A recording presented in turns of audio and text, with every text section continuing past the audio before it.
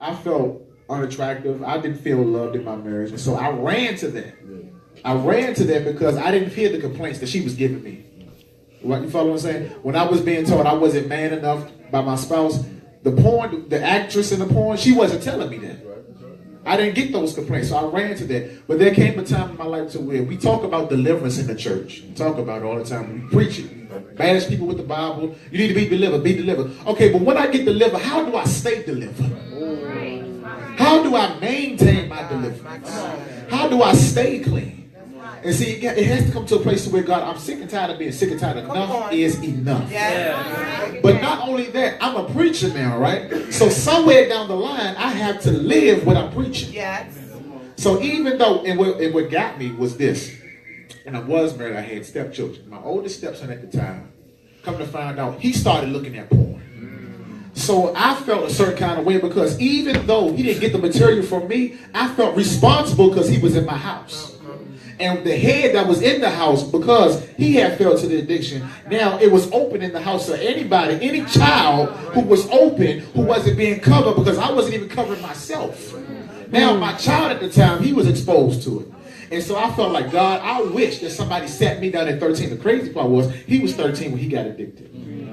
And so I said, God, I wish somebody would have sat me down and told me why. And see, a lot of times we talk about sex, we talk about perversion. You know, we always, even preachers, we be like, you know, it's not good to have sex outside of marriage. It's not good to, you know, lust. Well, see, sometimes we just say it because, oh, why? Well, why? Especially millennials, we don't just tell me nothing that's millennial. Tell me why. Right. You follow what I'm saying? Why? Don't just tell me not to have sex because it's in the Bible. No, tell me why. Well, I'm going to tell you why it's not good to have sex. Because if you're in a relationship and you open up that door and you have sex, you miss all the red flags. You miss everything you need to see. And by the time you give yourself over to them and you in a relationship, now you done wrapped up, tangled up, tied up in something that you can't even get out of. Because you done allowed yourself to open up a window. Right? That's why it's not good to have sex before marriage. Not just because God want to be mean and withhold it, but you need to focus. You need to concentrate. Can this person's purpose line up with my purpose? What does God want to do with this relationship? Or does he want it to just be a friendship? What does God want to do with us? Do we have a purpose? Do we have a vision? Because watch this, marriage is ministry for real. Marriage is ministry for real. Because watch this, you don't want to just, marriage is not just for you to enjoy each other and, you know, to be Netflixing and chilling. That's good. You know, amen, bless God, is it good? But watch this, marriage is ministry, y'all. Like, it's real ministry. And so not only that, we have to, because there's not too many kingdom marriages anymore. No. Like you have a lot of, I know a lot of, I'm a preacher, I'm a PK, I know a lot of PKs. And a lot of them, they grew up in church, they was forced to sing, they was forced to get up there and read the announcements, they was forced to sing in the choir, they was forced to do X, Y, and Z. But when they get older, they want nothing to do with church because they knew mom and daddy was living like heathens. Behind closed doors. You get up here and you preach good, you hoop and holler, talk in tongues, you can exegete a text, but when you get home, you hit your wife. Come on. Let's talk. Let's be for real. And so it got to a point to where, God, I want to live what I preach. Because see, what you do on Sunday, that's only 2% of what you live Monday through Saturday. And so, God, what's integrity? Doing the right thing when ain't nobody paying attention. Nobody watching. That's right. And so I was at work, getting back to the book, I was at work, and I wrote, and I was like, God, I was dealing on my lunch hour, 45 minutes lunch. I said, God, help me to write this book. Within an hour, I had 10 pages of an outline. You want to know when God gives you something, because he'll drop it on you just like that. And so I had the outline. I had started writing it for a little bit. Then I started going through my divorce, and then I put it down. And so I wasn't even thinking, when you're going through something like that, you ain't thinking about no book. You ain't thinking about writing. You ain't thinking about preaching to nobody. You just want to say, God, it's me and you. And so my friend, she's boo now at the time. She's over there in the corner with me, waving a hand at me. So we were having a conversation, and fellas, I'm going to tell you this. Be mindful of the women that you have in your life. Right. Can she speak to your inner king? Can she tell you about yourself and you receive it? Can she correct you and you be like, I got it? Because see, that woman can tell me something about myself that she can talk to me in a way that my mama can't even talk to me. There you go. And in a way to where I can receive it and I respect it. And she was letting me have it one day. I was telling her about the book. I was like, well, I started writing it, but then when I started going through the divorce, you know, because her and I was going through the same thing at the same time. That's how God put us together for real, for real. And so she was like, you need to pick that book back up and write it.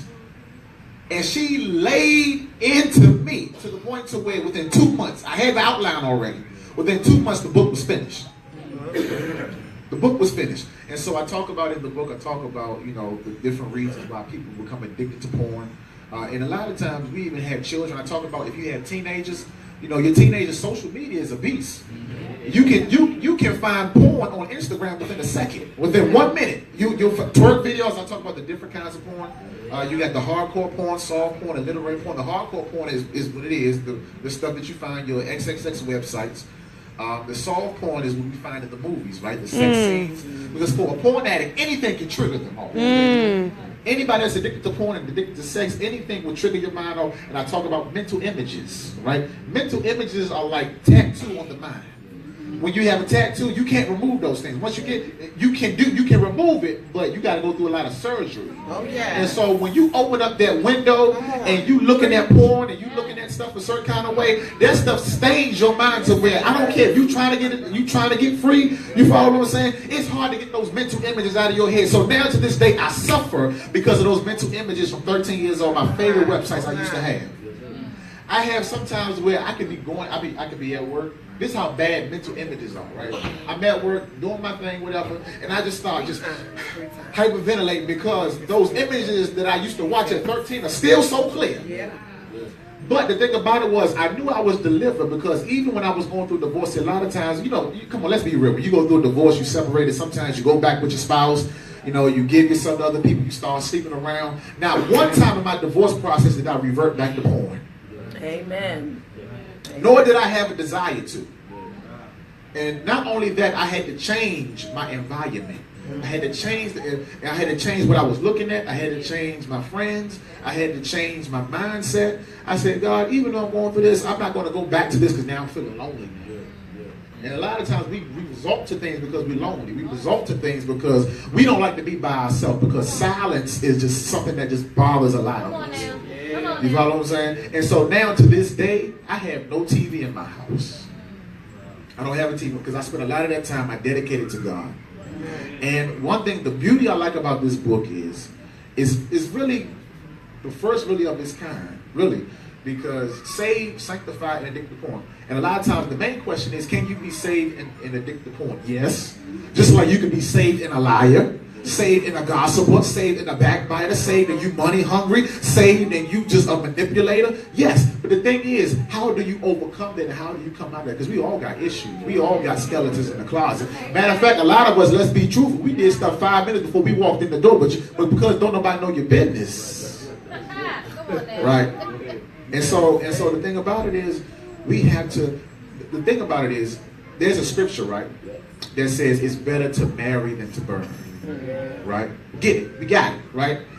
To a degree, especially because I go to Howard, right? So they teach you to be critical of the scriptures and to look at certain stuff and to, you know, kind of examine the text, right? And sometimes I'll be like, God, I have a problem. And, you know, my relationship with God is so unique because I tell God, you get on my nerves sometimes. I'm like, God, this don't make sense. If something don't make sense, I'm like, God, this don't make sense. And he will reveal stuff. But see, sometimes the scripture says, daily will I seek the Lord. So yeah, sometimes you got to ask God questions. God, why is this like this? I don't get this. This don't make sense. And so, God, I'm like, you know, it's better to marry than to burn.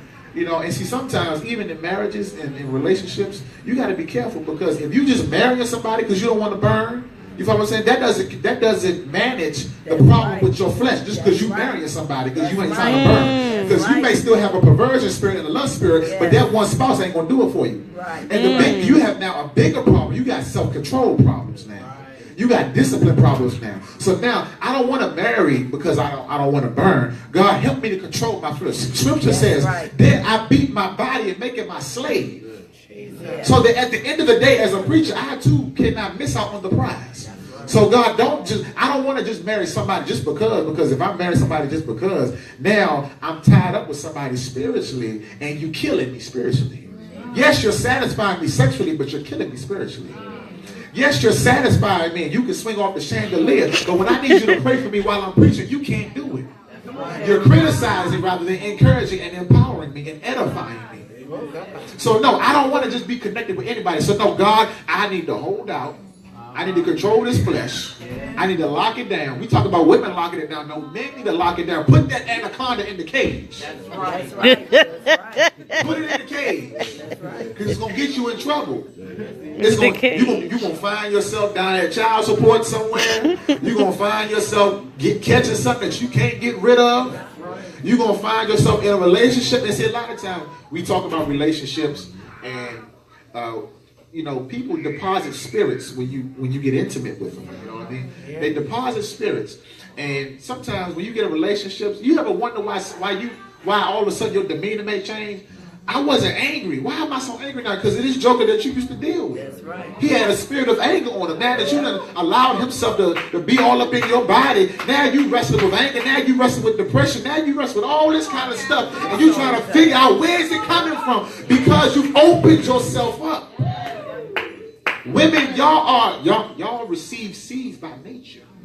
And so when you allow a man not to just plant his natural seeds, but to plant his seeds of anger, seeds of wrath, seeds of disappointment, seeds of it ain't everything that you trying to figure out like God.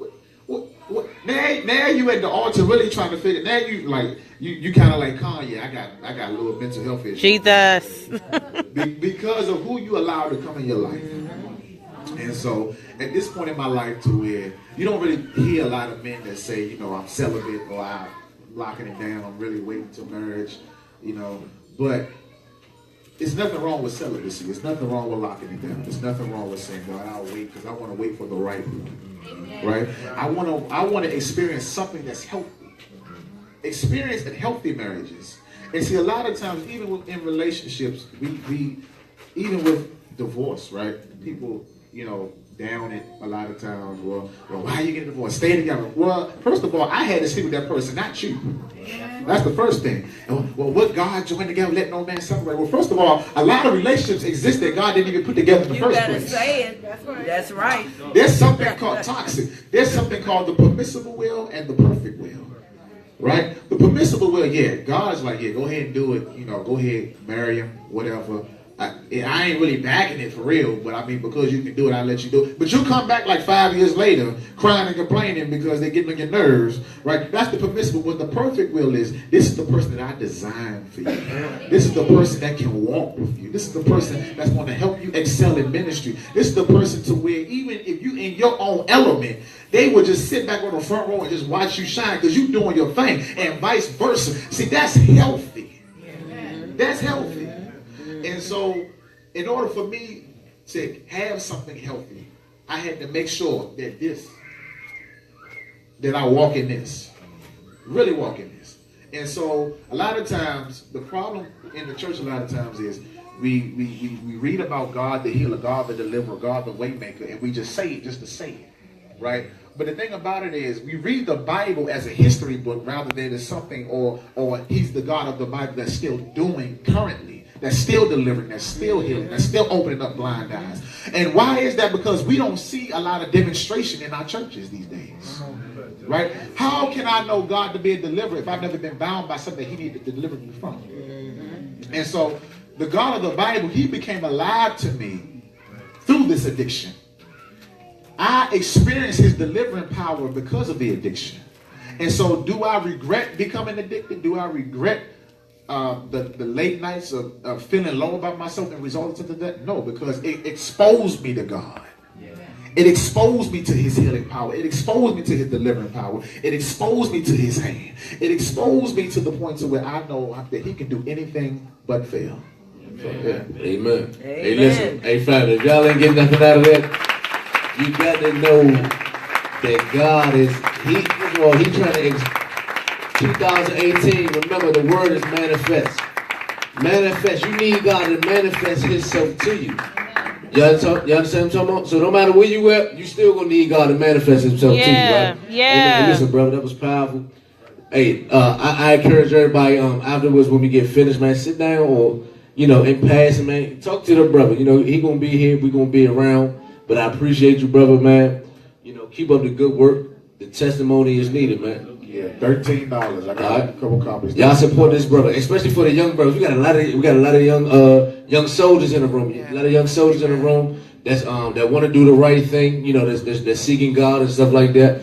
A lot of times when we dealing with sexual relations and all that type of stuff, we kind of look towards the women's side or the female side. But as you can see, this is a man. This is a whole young man. You dig what I'm saying? So everybody in the room, especially the older man or younger man, we all need to see ourselves in the brother, right? Amen. All right. So cool, man. Look, bro, stick around, man. You know.